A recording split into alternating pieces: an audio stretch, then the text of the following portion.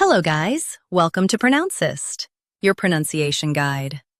Today we will learn how to pronounce the word shown on the screen, 14th. Both US and UK have the same pronunciation of this word, 14th. Now read the syllables shown on the screen naturally. 14th.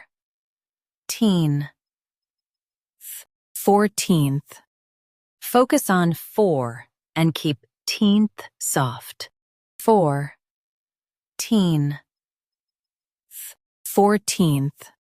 Focus on 4 and keep teenth soft.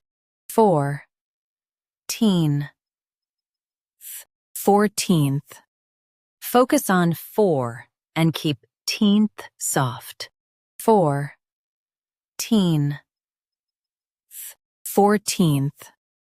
Practice repeatedly and you'll soon be able to say this word perfectly. The best way to practice is to repeat the syllable multiple times.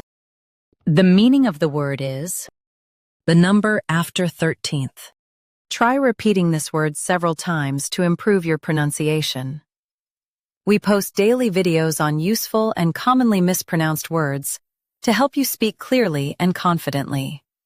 Like this video and subscribe to Pronouncist for more pronunciation guides. Thanks for watching us.